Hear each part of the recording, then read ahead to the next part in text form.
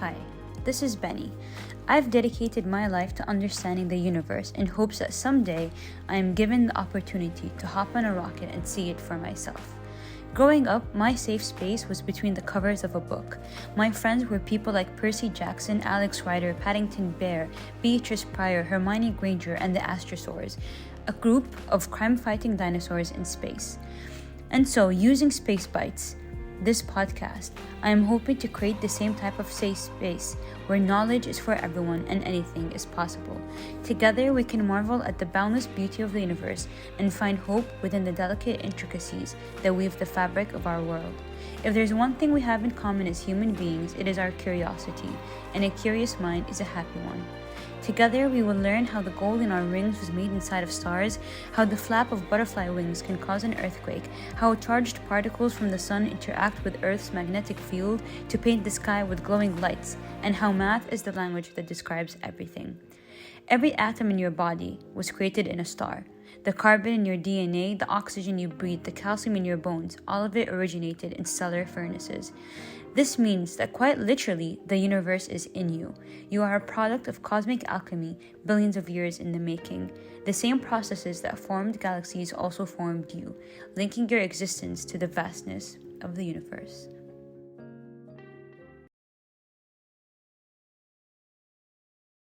You know what's the first thing I would do? I would say yes, and I would bow down on the floor and thank Allah for this opportunity. Oh, Jehan. And the first thing I walk with this, that I would say alhamdulillah, because I know this is like Allah's plan. Wow. Okay, and then maybe I would wait until I tell relatives and family, just so I can actually go there and train first, and then I would say I wouldn't tell anybody. I wouldn't tell a soul until I would tell my mom. My mom never announced. No, I wouldn't even tell my mom. I would tell only my immediate family and my best friend. And you, but I'll tell you, Banan. Such a high compliment, dude. If I become an astronaut, you'll be one of the first people I tell. I love it. Honestly, I think I would go on a run. Because this is what I did. When I heard that I got accepted into the IIAS, it was like, I was on my way to school to do it was like end of semester exams. It was like December 2024. And I was on my way to school to do an exam. And the first thing I did, I called my best friend. I was like, dude, I'm gonna do this thing. I'm gonna go to Florida and train and do this amazing thing. But then for like 3 or 4 months, up until the day I went to Florida, all I did was run. Because it was so overwhelming, like this opportunity. And this wasn't even like going to space, right? So if NASA calls me or if the Saudi Space Agency calls me and is like, your mission, if you choose to accept it, is to go to space. I'll be so like, thank you. All right. Hello, everyone, and welcome back to another episode of Space Bites with Benny. It's me, Benny, your favorite nerd. And today you're listening to another episode in the IIAS Diaries, where I sit down with the amazing people that I did my AST 101 training with. And this is Intro to Astronautics 101 at the International Institute of Astronautical Sciences. And so these are amazing people that deserve to be given a chance to talk about their passion, their drive, and really what makes them special. So joining us today is Haylee Mroz, and she's someone quite special that I met during my time in Florida. So hi, Haylee, how are you doing today? Hi, Manam. I'm doing so great. Thank you for having me. How are you? I'm good. I'm very excited to have you here today. I'm excited to be here. So do you want to introduce yourself so people know who you are? Everybody, my name is Haylee. I have a background in civil engineering. I worked for a little over 2.5 years as a design engineer, designing roadways, infrastructure, regulatory performance. And I recently just earned my MBA with the concentration in global project management and marketing. And now for the next year, I'll be applying to pursue graduate studies within aerospace and bioastronaut. Very exciting. So you don't have the typical like aerospace engineer or flight engineering background, and yet you also have this astronaut dream. No, I do not. And I recently just acquired this astronaut dream through IIAS. That's very cool. So the focus of this episode is to kind of like go through time and talk about the 3 different segments, the past, present, and future of this dream of yours. Because as you know, most of the people that I've spoken to are like, kind of like me. I actually remember this is how I introduced myself at IIAS, like that very first day. I was like, hello, my name is Barani Mani. I've been wanting to become an astronaut since I was 6 years old. And very dramatic. So I paused for like dramatic effect, like 2 seconds. Wow. And then I actually, which can be very intense. But of course, you don't need to have had this dream since the moment you were born for it to be valid. And I know this is kind of what your journey is like. So let's break this down. Okay, I'll break it down. So I would say the dream of space for me started early. As a kid, I would sit under the round dining room table in my living room and I'd press along to inside, pretending like I was in a rocket ship going to space. But like many childhood dreams, I eventually forgot about it. And when I eventually started to choose a major when I went to school, my school didn't offer aerospace, so I chose civil engineering. I liked the overall idea of building things that people could actually live in. So I worked for 2.5 years as a design engineer to see if I actually liked it. And for over 2 years, I was proud of that work, but I knew deep down that that dream wasn't for me and it wasn't where I was meant to be. So last September, I made the difficult decision to leave that job and go back to school for my MBA in global project management and marketing. I was accepted into an aerospace master's program, but since credit transfer complications delayed my path into the aerospace realm. So I decided to use this time to explore my aerospace passion in other ways. So that led me to the world's biggest analog mission, where I trained virtually for 3 months within them, and then later at IIAS. And I'll never forget the day where we flew in the high-G aerobatics. And I just knew from that moment that this is what I was meant to do. So not everyone knows what a high gravity aerobatic flight is. Do you want to kind of explain what we did? Yeah, we can explain it. So we went into this flight. It was a 2-person plane, and it would do 360s, barrel rolls, and we'd be experiencing up to, I don't know how many Gs you experienced, but I experienced up to six Gs in that flight. And when you're in it, your whole body just kind of like feels tense. And I don't know how to describe the feeling. Everyone just has to do it. Like tunnel vision, kind of like this weight is pressed down like on your chest, your legs, your head, everything. And you get kind of like tunnel vision, and you have to remember to keep breathing so you don't pass out. But then there's like half a second when the tunnel vision is gone, but you're kind of still upside down, and all you see is like the merging of like the earth and the sky. So it's like ocean. Is it ocean? Yeah, it's like ocean and sky. It all blends into one. And you think, oh, I can't do this again. But then you see how beautiful the view is from outside. And oh, I have to do this again. Like I can't, like one time is not enough. Yeah. It was an amazing feeling. So how did this, because you said this was the moment when, something in your brain chemistry changed. Can you tell me about that?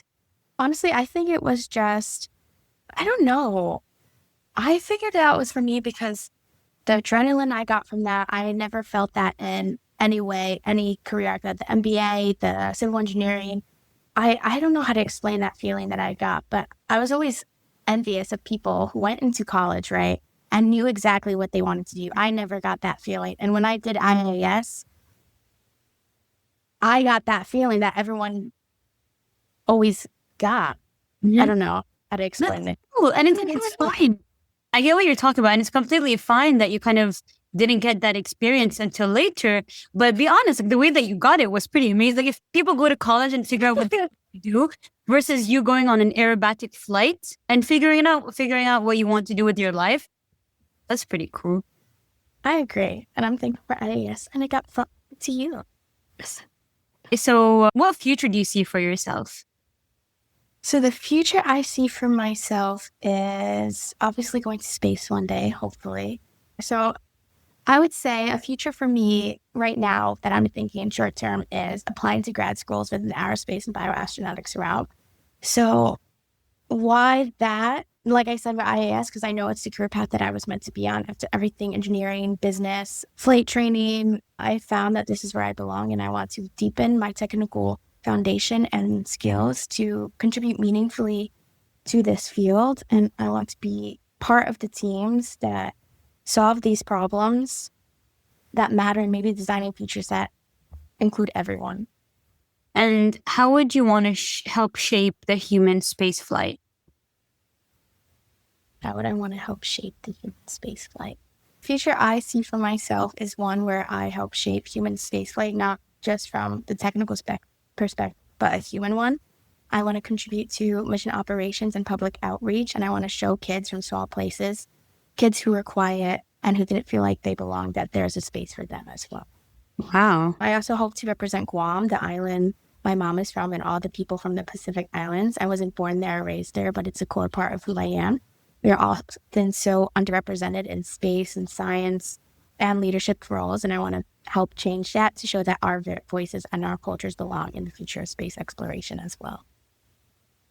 And if there's one thing I've learned, that it's extremely okay to change career paths. It's okay to step into the unknown, and it's okay to outgrow something that feels impossible. It's okay to dream big and to always keep dreaming bigger. I like it. Very inspiring.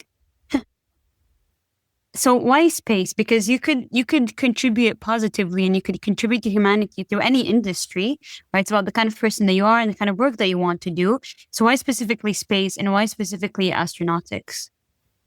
So why space? So space to me is about possibility. It's about building a future from the ground up. And it's one that reflects who we are and who we want to become. I've always loved building things, which kind of led me to civil engineering. But now what excites me is the opportunity to help design how we live, work, and survive in extreme environments. So I kind of said this before, but why astronautics or aerospace? Because I know that this is a career that I'm meant to be on. And I finally found where I belong. I'll talk a little bit about how we connected so well. I'm trying to remember, when did we first meet? So it was the day that we did the intro thing. I don't think we talked much then.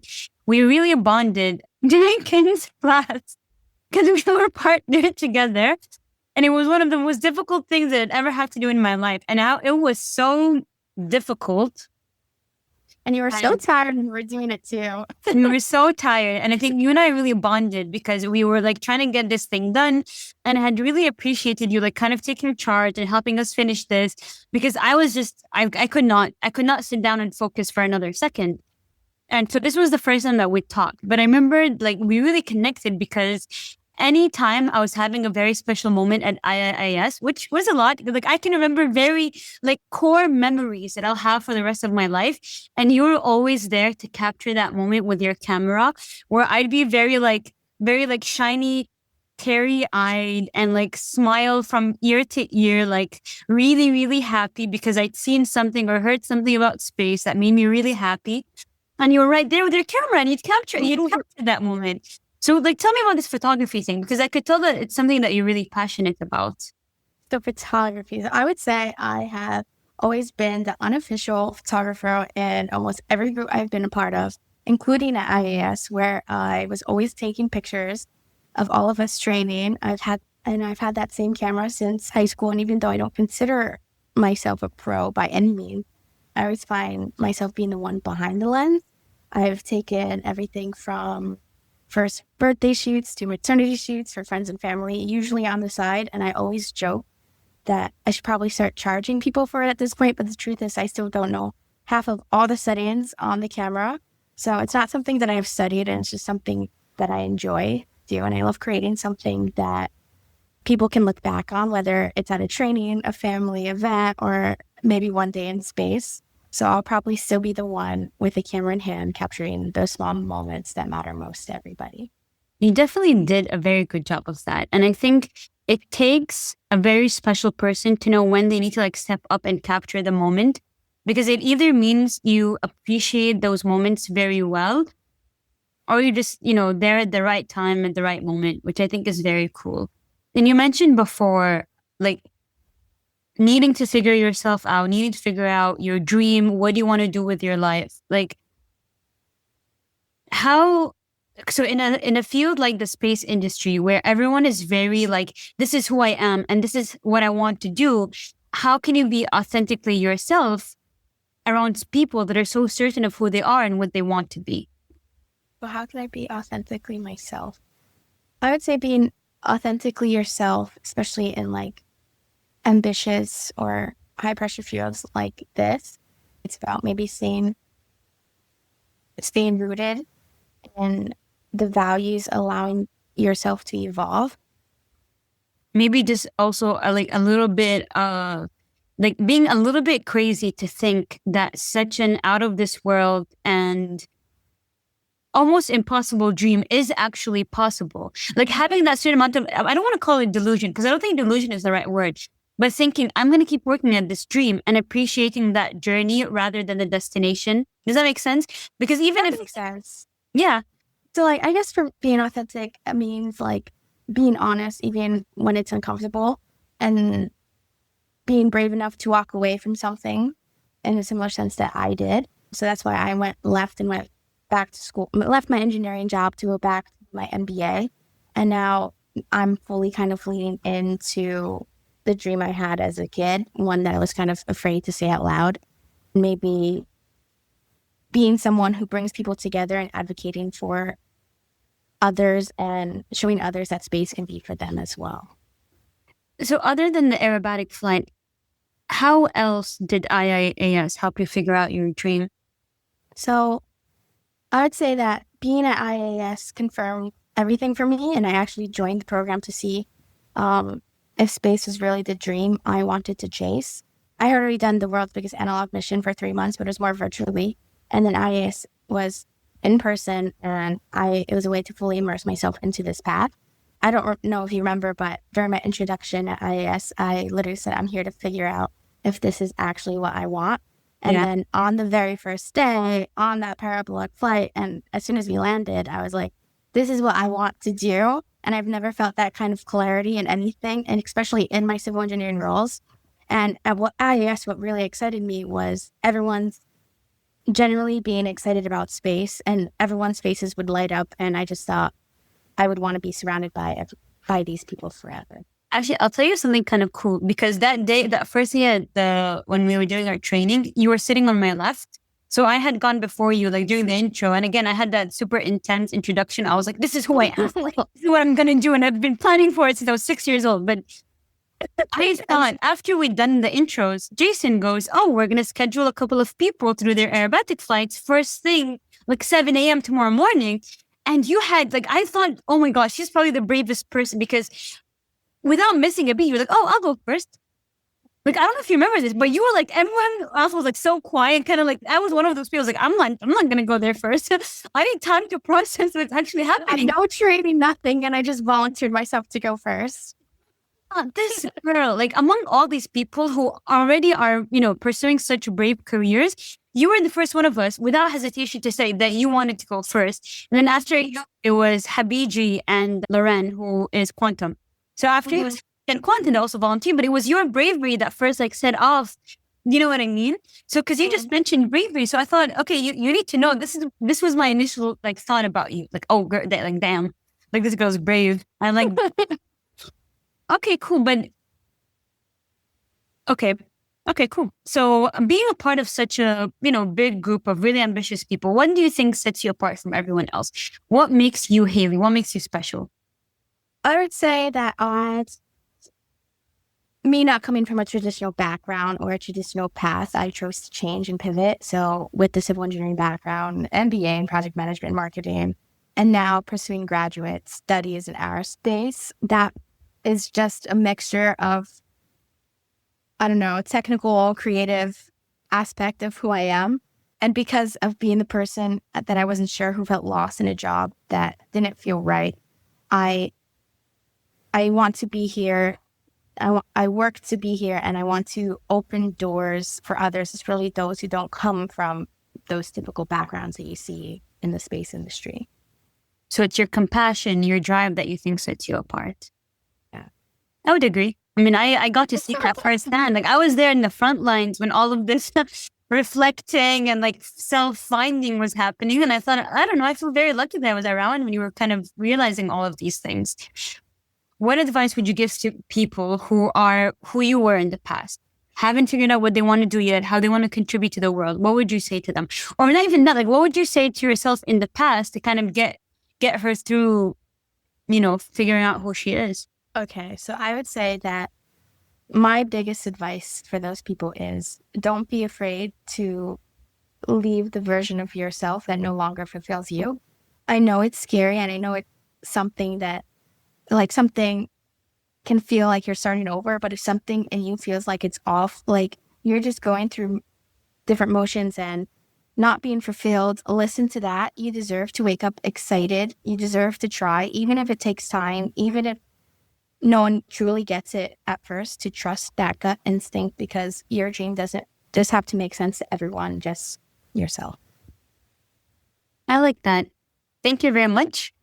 And so today is quite a special episode because it's the first time that I'm kind of doing this 3-person dynamic on the episode. And it's because we have we have a special guest on our episode today. And it's very special. Very special. And I get through the intro first. So this person is very special because she's Haylee's best friend. And that's how we met. And they have this company called Toothmace where they're putting this 2-person deal, like 2 for 1. Take me to space, you also get my best friend, and it will help you. We'll do a really good science. So I'm talking about Jehan Shalabi, and she's quite special. She hasn't done the IIAS training, but she's done other stuff that's equally or even more impressive. So hi, Jehan. Hey, Banana, thanks for having me on your podcast. This is my first ever podcast with you. Well, first ever podcast ever, actually. It's a pleasure to have you. So do you want to introduce yourself to our audience? Yes. So I am a Palestinian American. I was born and raised in Patterson, New Jersey. I lived in Palestine for 2 years when I was 12, 13 years old. And I currently am a PhD student in electrical engineering at Purdue University, where I specialize in electromagnetic fields and optics. And I do research mostly on enhancing infrared detectors and systems. I have a mixture of experiences. So I started college when I was 16. And I did that by skipping 11th and 12th grade, by taking a test. I don't know why Haylee's laughing in the sidelines, but so I did that. And then I enrolled in college, community college, Passaic County Community College. And I graduated from there. I played college basketball and college volleyball there. I graduated. And then I transferred to the New Jersey Institute of Technology. I graduated from there with a BS in electrical engineering. And during my undergrad, I pursued a NASA internship. I pursued MIT research internships.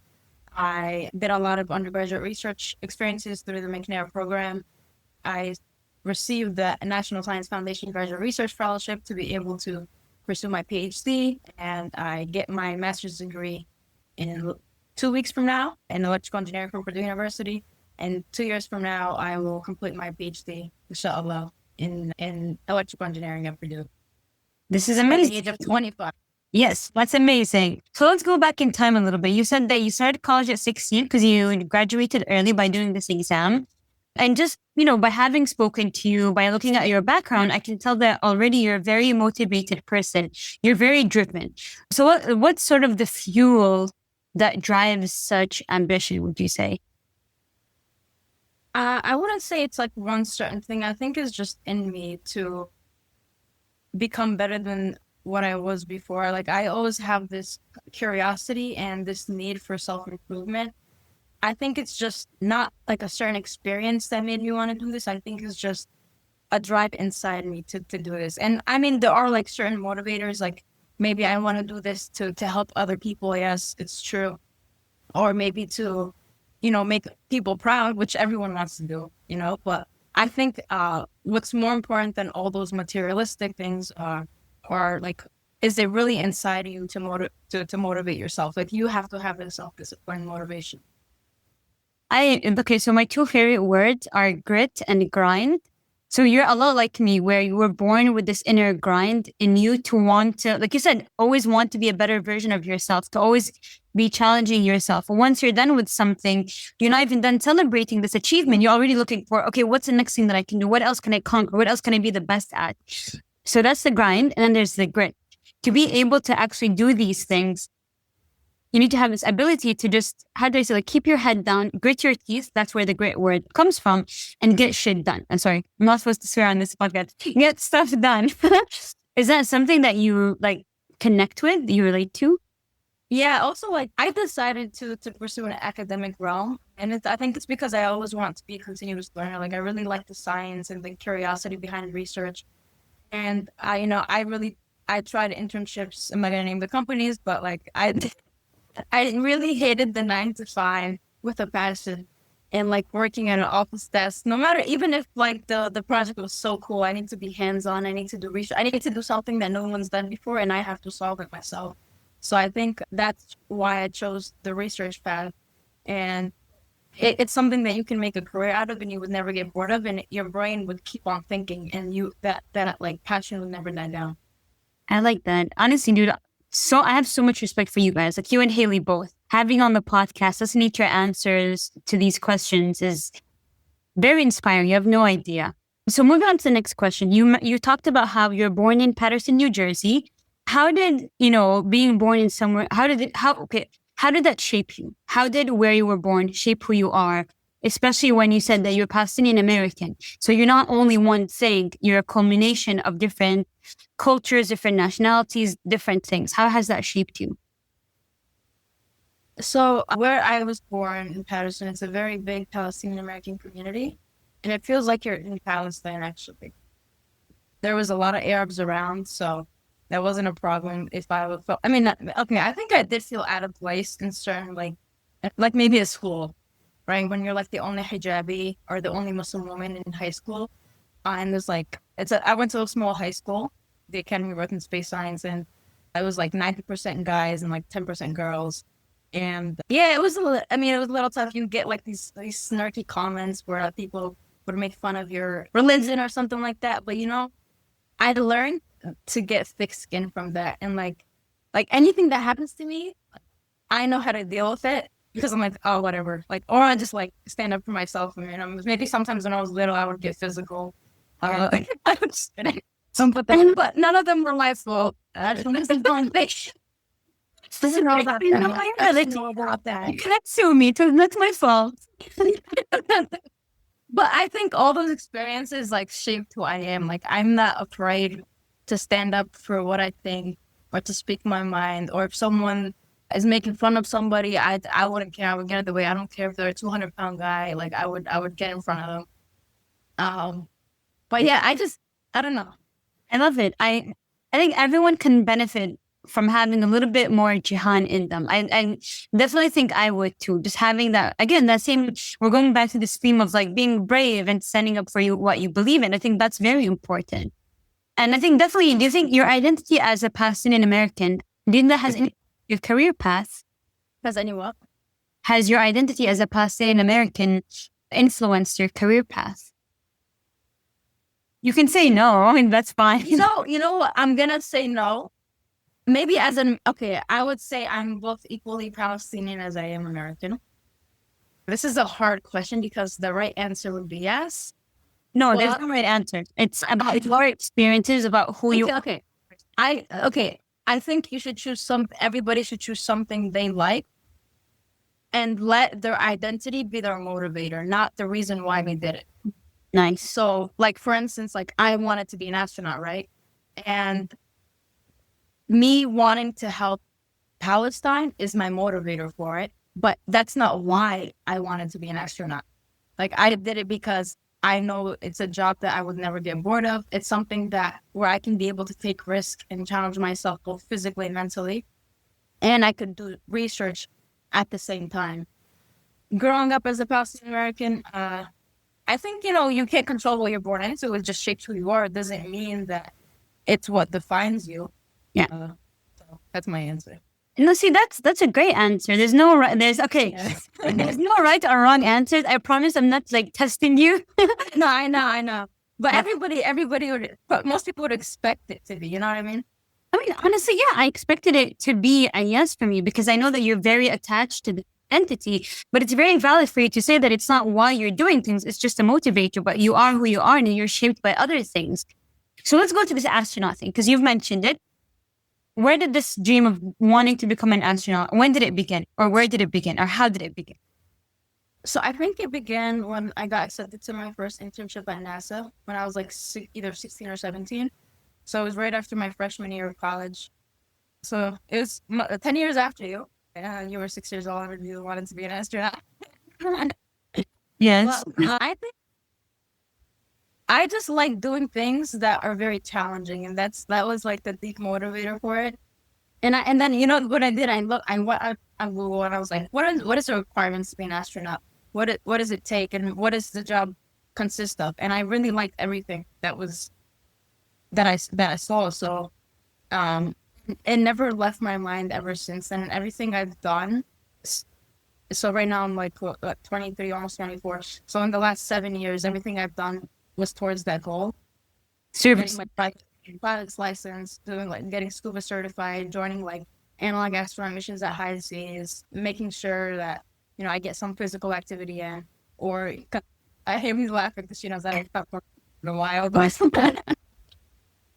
or just like I'm making sure. So it's actually my motivator for my PhD as well. Like I need to finish this PhD soon so I can be an astronaut. Like I even told my advisor, like right after the first year of my PhD, I don't want to be a professor. I want to be an astronaut. He's like, okay, good thing you told me that so I can tailor your experiments and everything you learn hands-on to this journey. And he's actually done that. Like I work mostly hands-on in the lab doing experiments. And like, that's what an astronaut should learn actually, because they have to learn how to work with their hands, work with tools. So yeah. That's amazing. Thank you for sharing this. And if you're given an opportunity to go to space, what kind of mission would you want to join? Any mission. But the one I would prefer to land on the moon and plant the Palestinian flag and say, one step for Palestinian, one giant leap for humanity. And is there a certain experiment that you wish you could do in space? So my PhD is on infrared detectors, but they're mostly for room temperature. So maybe, I mean, right now I'm looking into working on infrared imaging systems for space application. And so maybe like, so right now I'm applying to like the Fulbright program where I can work on that specific project, and we'll see what happens from there. But that would be some, I mean, honestly, like as an engineer, you can work on many different things with your skill set. So maybe like setting up labs, research labs up in space. And the IIAS is expiring soon, so I would want to like contribute to setting up different labs on a different space station. Maybe. We'll see. So I'll ask you two more questions that I've asked Haylee. The first one is, how do you want to contribute to the space industry? Yeah, how do you want to contribute to the space industry? I want to make space accessible for people that don't have access to it. So, for instance, like people in Palestine, because they're occupied, they don't have access to a space agency. They don't have access to, you know, not even, first of all, you have to give them necessary resources like water and food, right? That's the most important thing. But on top of that, I don't see any significant person in this industry representing properly people from my region. So I want to be able to have that global platform to be able to do so. And I know one day that will happen. It's just a matter of when. And not just Palestine, like people in Sudan, people in the Congo, like there's people from all over the world that, you know, I look at my position and I'm like, wow, I'm really lucky and privileged to be here. And why can't they have the same opportunity? Just because of their passport, they can't have that opportunity. So I think it's also about, because space flight and like, you know, space industry in general remains to be so mysterious and so difficult to do. Just showing people that the impossible can in fact become possible just puts out so much hope and positivity into the world. Like showing people, look, I wish I was born the first time that they'd gone to space or when they first landed on the moon. Because let's say you know nothing about the space industry, you don't care about anything. But just seeing that as human beings, we were able to break that boundary, break that barrier. Imagine how much people, like, imagine waking up the next day after humanity has landed on the moon for the first time. Imagine there must have been an absolute like chemical shift on the planet after people had witnessed something. yeah, everybody from all over the world was watching. They were watching Neo land on the moon. Yeah. And I want to be able to be the next Neo, I guess. Just Have inject, like a perspective or in like the global perspective. and just inject so much hope and positivity and inspiration to the world. Yeah. And what do you think sets you apart from everyone else? I think a little bit rebellious. I like that answer. I think please explain. like I don't know. You have to get to know me to be able to know. Like maybe, but you could explain it better than I am because I have a hard time explaining myself about this. All right, go ahead. I think like okay, like you don't know what to expect with me when you're talking to me. I definitely think you have a lot of edge. You're not afraid to say what you think. You're very honest, definitely very brave. These are all really good qualities. And I think something that is very important, especially in the space industry. You don't sugarcoat things. You know what I mean? But you're also not mean or rude. You're just very straight up. And I think this is something that's very important to have, and definitely a quality that I really appreciate in people. And that's what you mean by rebellious. In other senses, it could be if people expect you to go one way, when people expect you to zig, you zag. You know what I mean? I think that's a little bit of the Jersey in me too. I love it. All right, and this is a question for both you and Haylee. If NASA called you tomorrow, what would you do? I'm gonna ask them, am I an astronaut? That's insane. What they call? I know what they call it. All right, say, hey, hello.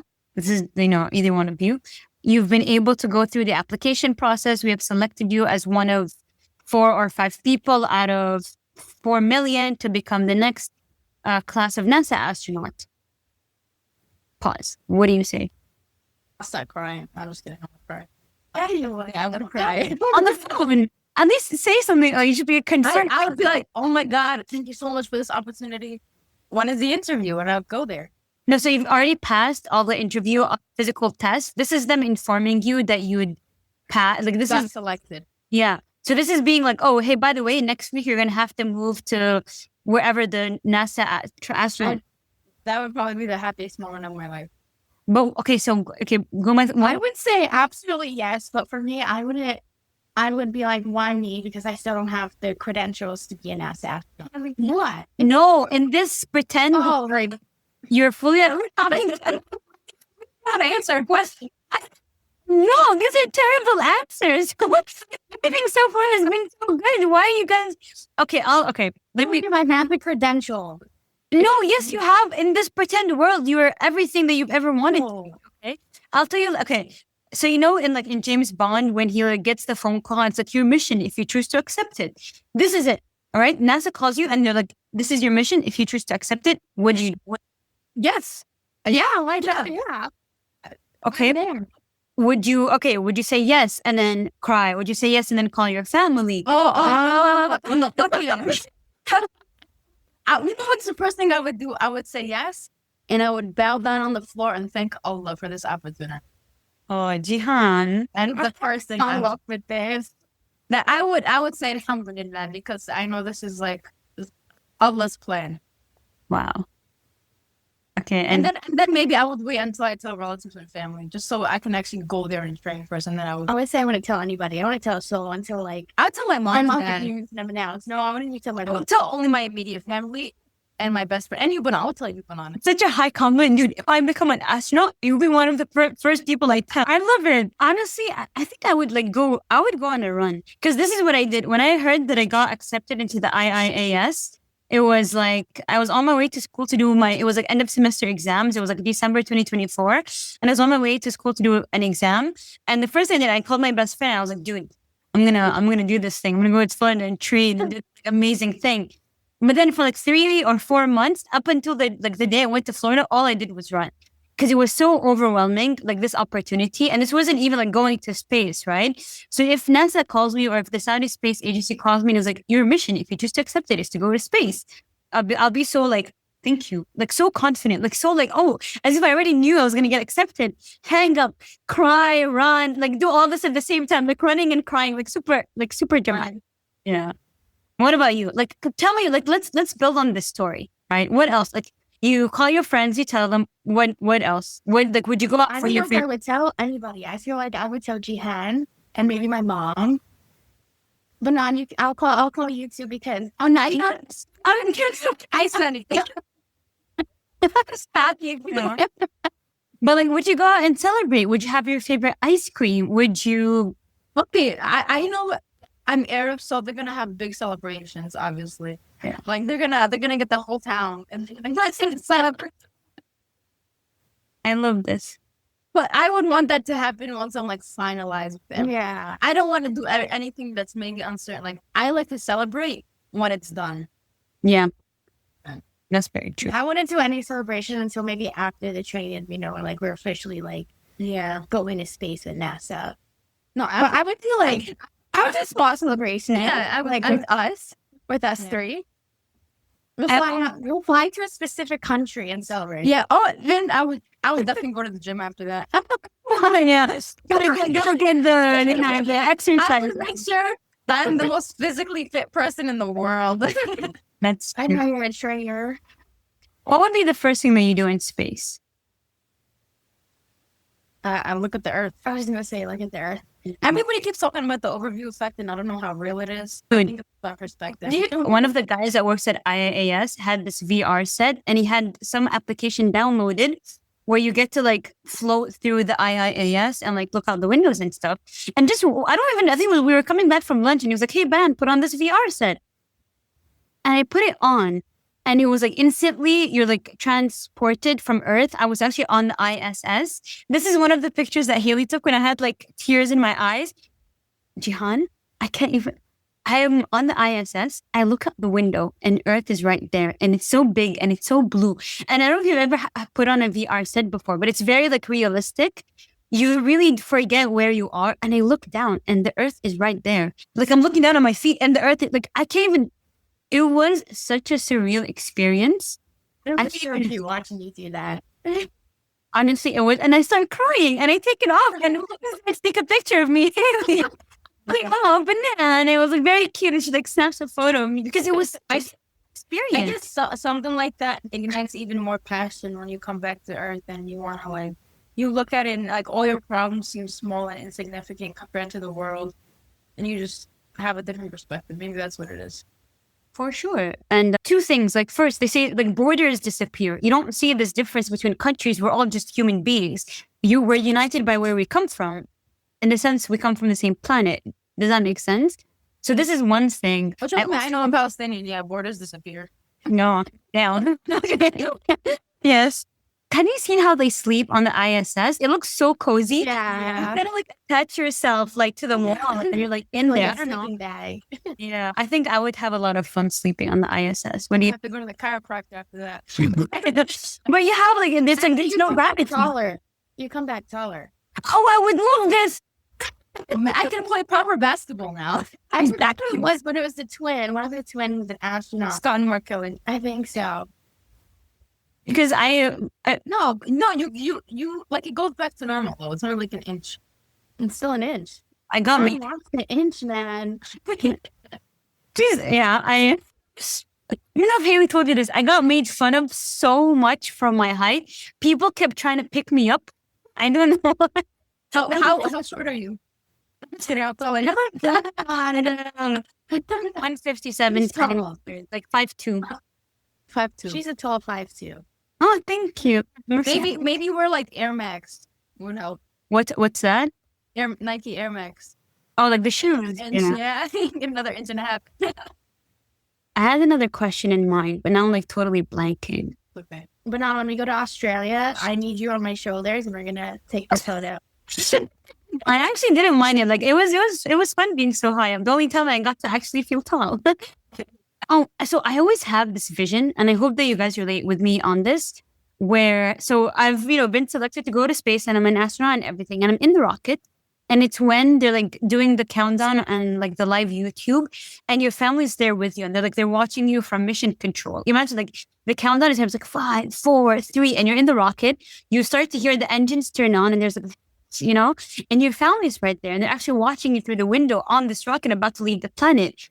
And anytime I feel, unmotivated, I feel sad, I feel whatever, like I think of this and I can really almost like taste it. I can almost taste what space feels like. You know what I mean? How does that make you feel? First thing was like, I would hope I would come back alive. I would make dua and stuff on. My family would probably be making the same prayer for me to come back alive. Yeah, that support is very important, that's for sure. Yeah. How does that make me feel? I mean, I think it would be a motivator to me submitting my research experiments.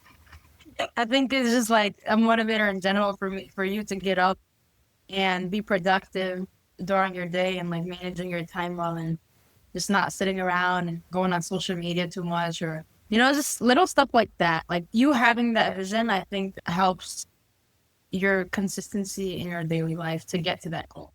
You're a very logical person, huh? Yes, I am very logical. Yeah, I can. Yes, I can tell. What about you, Haylee? How does that make you feel? Makes me feel like, well, I'm really new into this industry and I've never thought of something like this before. Mhm. And thinking about it, I don't know. I like Jehan's answer. Very logical. Just you feel. I didn't. I haven't really thought about that for myself. Well, then you have to think about it. I know I did. Yeah. Hopefully you learned something from today's episode then. That there's like some things you're going to have to think about. Haylee needs to get over her imposter syndrome. She has a lot of that. Yeah, I do. And just because you're not from the aerospace industry, maybe you know more than them, okay? So you don't have to have the same background as everybody else. That's very true. Your dreams, your thoughts are very valid. You don't need to be from a specific background. This is literally what you talked about. Like, this is literally what you talked about. Like, just like what your dreams are. Like, girl, like, give this advice to yourself. Yeah, exactly. All right. So this is all the time that we have for today. Thank you guys. And I really appreciate you coming on the podcast and telling me about all your dreams and what drives you. And I hope you have a great rest of your day. And if you're listening to this podcast, please don't forget to subscribe and leave a thumbs up. And also click on the little bell button so you get a notification every time I upload a new episode.